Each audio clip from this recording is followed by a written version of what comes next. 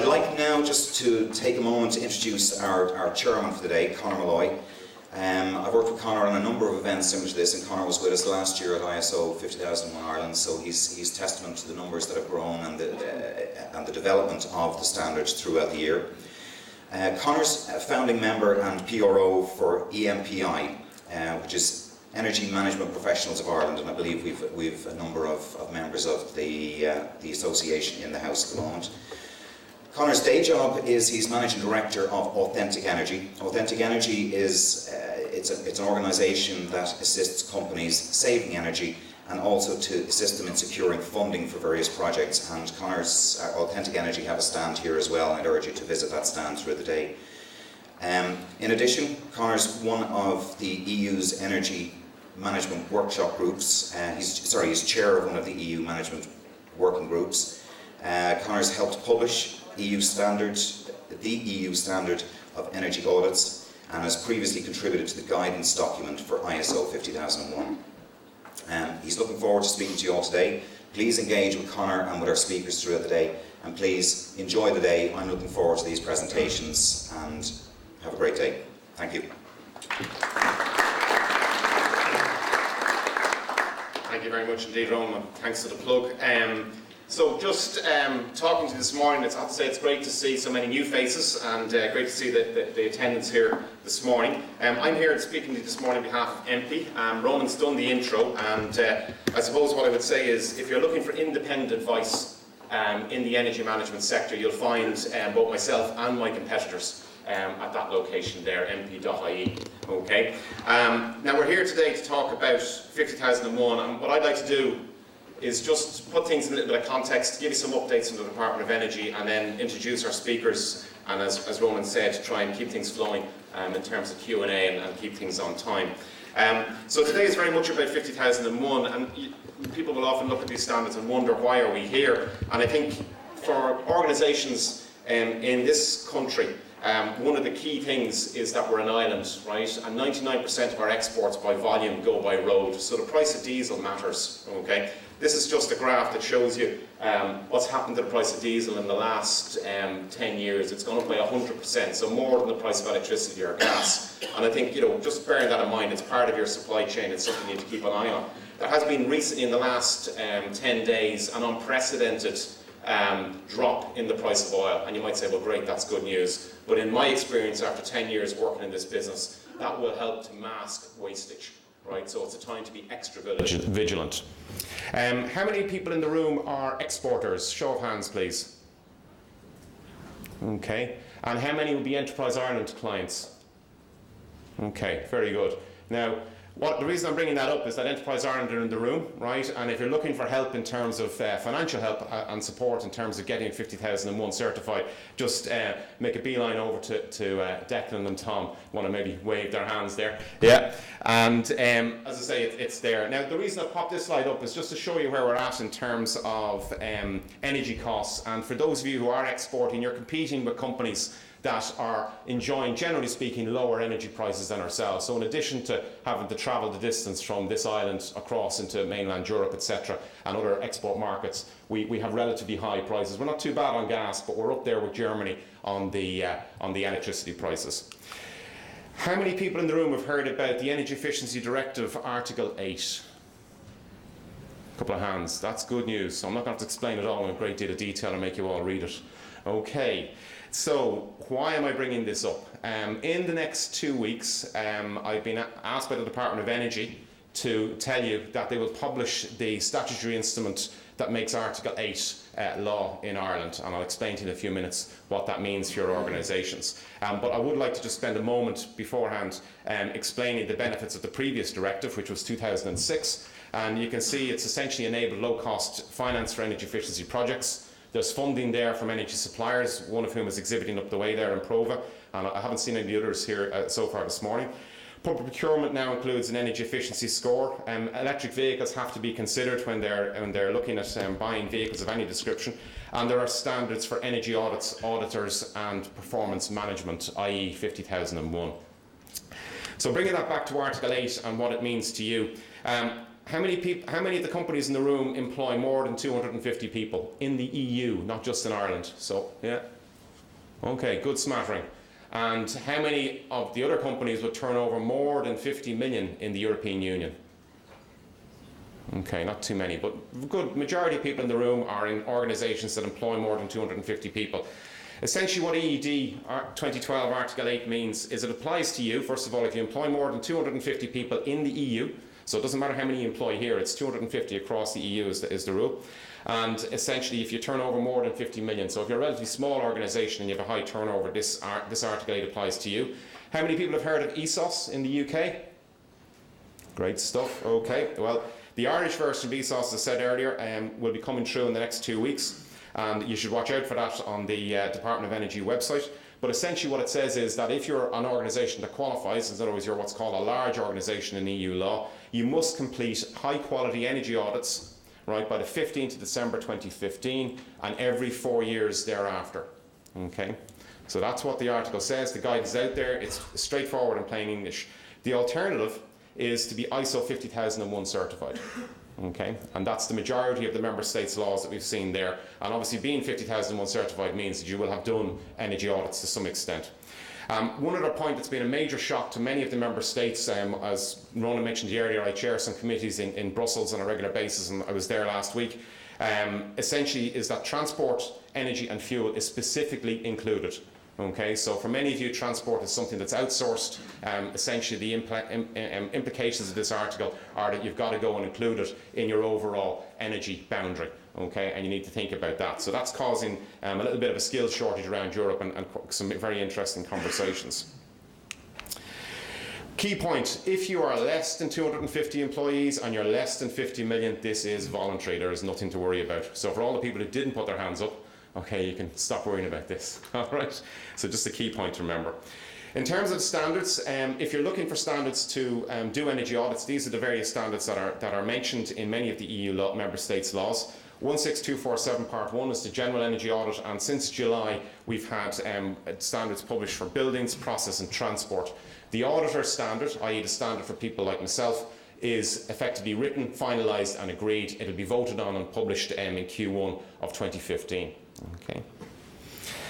So bringing this back to 50001 and what I would call the Irish angle, just giving you some history.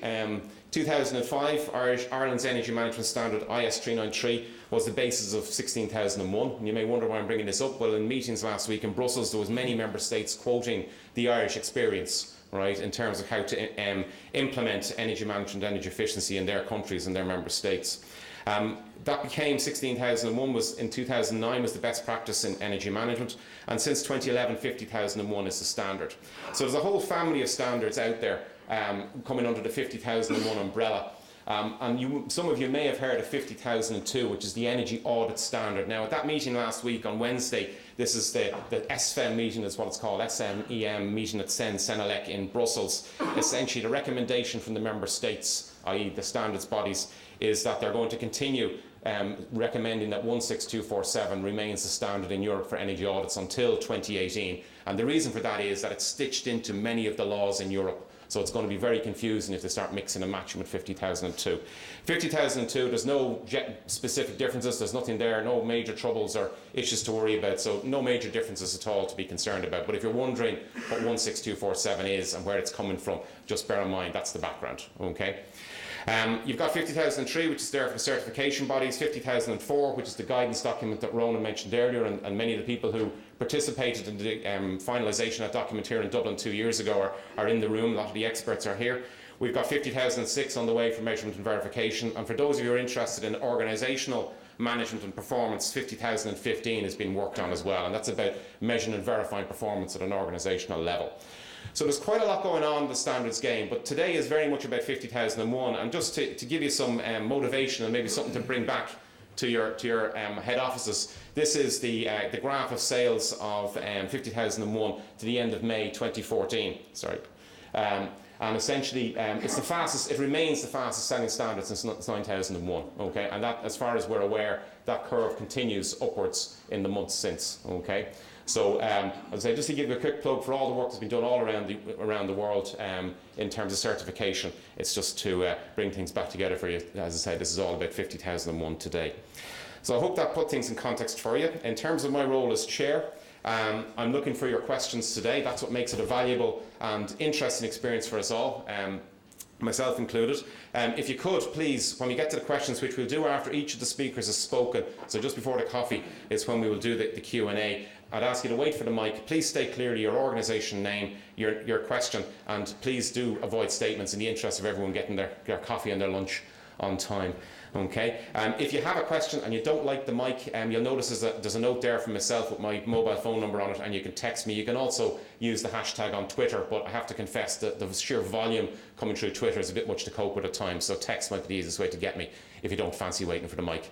But that's enough, I think, said from myself, and I think what I'll do now is I'll hand you over to Ryan Beesley from IBM.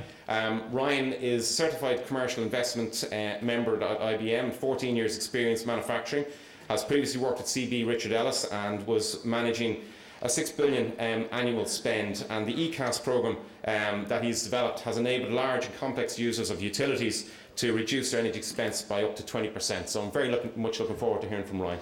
Okay, thank you very much.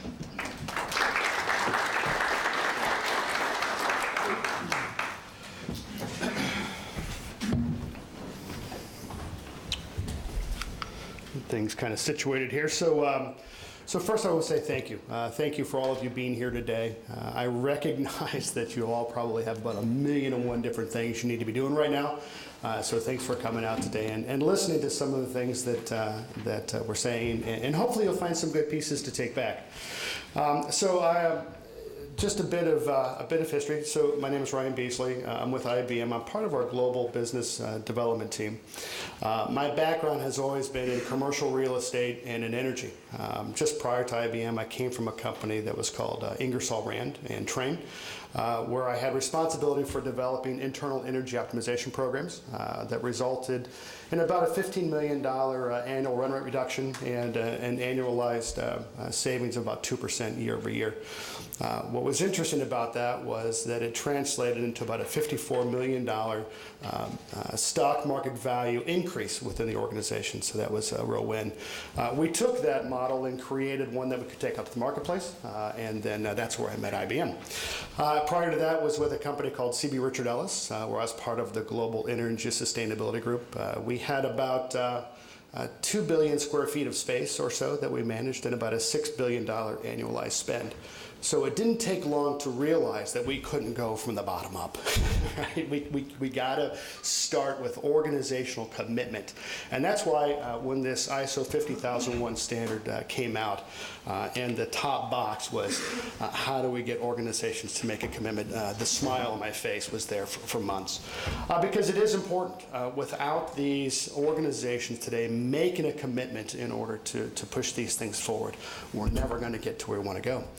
I think that historically we have seen the bottom-up approach, and it has been found wanting at this point. So hopefully we can start to change that through ISO 50001. But today I want to talk a bit about the importance of strategy within organizations. So how do we get these discussions started? I think that it's easy enough to walk through our facilities and find opportunities, present those opportunities within the organizational framework of capital requisition, and get some of them approved, right? But what we really want to do is go create a process and a framework by where we can get these projects and programs funded, not just for today, but for 5 years from now, right? Regardless of economic downturn, regardless of leadership changes, and that's what we're trying to go do. So I want to kind of walk you through how I typically start the discussion. I want to talk a bit about how I create some initial estimates in organizations and how we start to move things forward. And then also how we implicate this idea of energy optimization, sustainability into broader organizational goals so that they become persistent, right? You'll hear me talk about persistence in all of this because that's really what it's all about.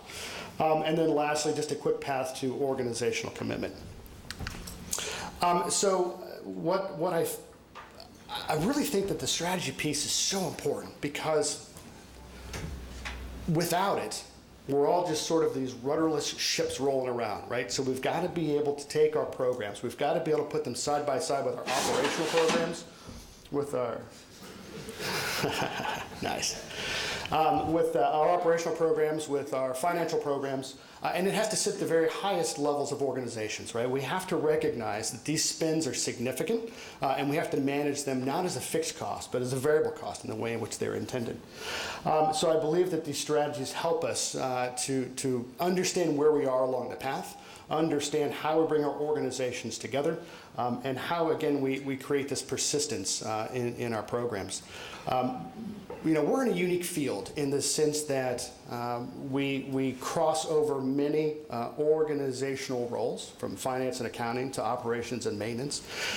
We span multitude of geographies, and so in all of that, there are disparate pieces of information and disparate roles that we have to bring together in order to really make a change. So these strategies really help us kind of get there. So from a historical perspective, what are all of these studies telling us to date? Well, it's telling us that we're not persistent, that we're not connecting the dots. One interesting study was this Economist Intelligence Unit study that was done and published. It was done in 2012, published in 2013, but basically they interviewed about 300 of the Fortune 500 C-suite. And while those officers felt that energy efficiency and optimization had really contributed to an organization's bottom line, that significant disconnect still existed between the goals and the implementation. One case in point was a group that I was sitting on one of the analyst call. It was a large manufacturing company, and the CFO rolled out in this analyst meeting their new sustainability program and how they're going to cut carbon like no one's business. And then about 3 weeks after that, they announced to the sales staff, which numbered at about 1,700, that they're going to get new company cars. So just an evidence of those disconnects that exist, but they're out there, right? And they sit in our own spaces as well, right? We only have to look on our desks to see that we have the energy audit from a few years ago. We had the green consultants come in and give us some ideas on where to go save. The treasure hunts that we've all conducted, they're all just sitting there, right? How do we get those things done? How is it that we have all of these wonderful opportunities with great return, and yet we still find that same list year after year after year?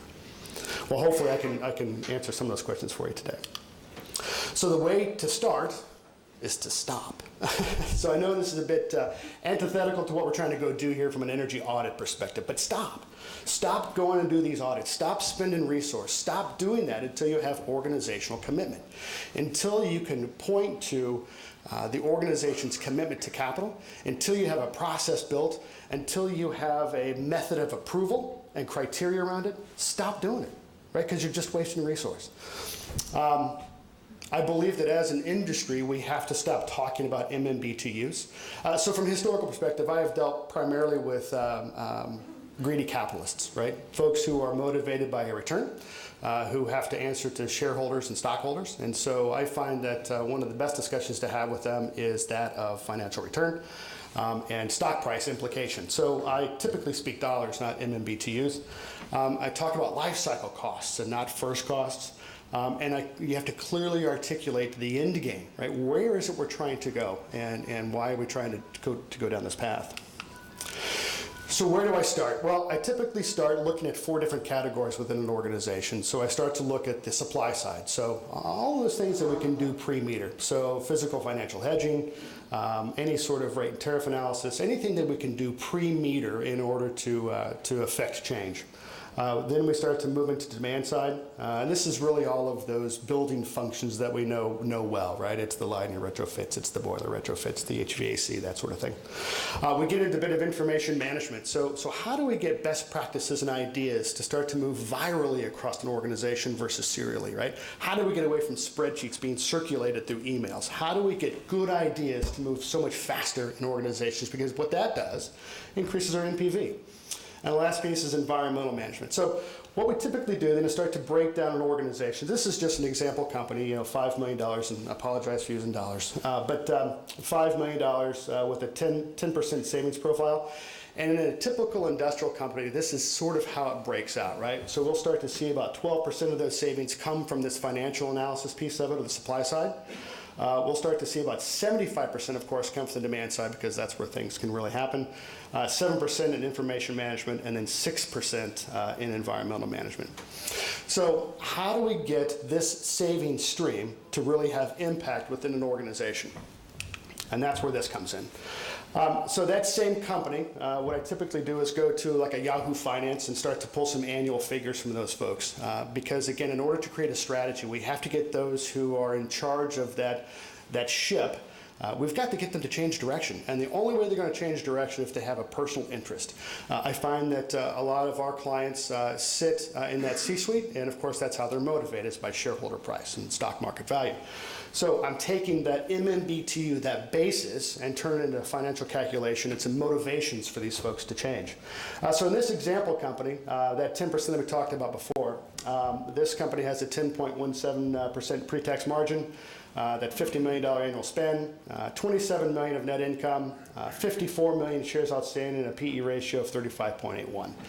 So what I find interesting about this discussion, and the same discussion that you can have with your organizations if this is how they're set up, is that it would require $49 million worth of additional revenue to offset that same $5 million worth of savings. So we start to talk in a language that these folks can understand. We start to implicate our goals to their goals, creating these strategies that allow the organizations to move forward. Interesting, so in this particular instance, that $5 million in savings actually translated into about $179 million worth of stock value increase. So that's the number, right? That's what we need to go take to our C-suite to say, is it important or not? Right? Obviously, in the past, going project by project and facility by facility, while we have to do it, is not a way to gain organizational consensus. That's how we gain organizational consensus. Is this important? Because if it's not, let's not spend the money. Let's not do anything. But if it is, then we need to go create a plan to get us there. So after we kind of set that initial expectation, what it is we're after, we're setting and identifying the prize, then we typically go start this gap analysis part. And that's where the auditing function comes in. That's where we go. That's when we start to go spend the money, right? To understand and prove the hypothetical of what we're talking about. So basically just grabbing a statistical meaningful sample size, a combination of desk audits and some on-site reviews. Basically what we want to go do is build a business case that proves our initial estimates and that, again, implicates itself into the organization, and then aggregate all of those into this organizational business case. Then we can extrapolate that to the portfolio. And again, it helps to prove the thought there. So at the end of the day, what we need to go do is go back to our CEOs or CFOs, those folks who are in charge of those strategic 5-year plans of the organization, to have that conversation, right? Do we want to go do this or not? Because if not, let's not waste the time. Some other things to consider as well is, as we are having these discussions and as we are implicating other operational folks within our organization, let's talk to real estate, right? We can never modify our internal building systems enough to be able to save as much as we could if we needed to close a facility, right? If we are not using our facilities wisely. So let's talk to our project managers. Let's talk to our real estate folks. Let's talk to our maintenance folks, because there's a lot of value in all of those functions, and we just need to start to create that strategy and roadmap that allows us to go get there. So thank you very much for your time. I appreciate it. Any questions or concerns or thoughts, please feel free to grab me and we'll chat. Thank you so much. Thank you very much indeed.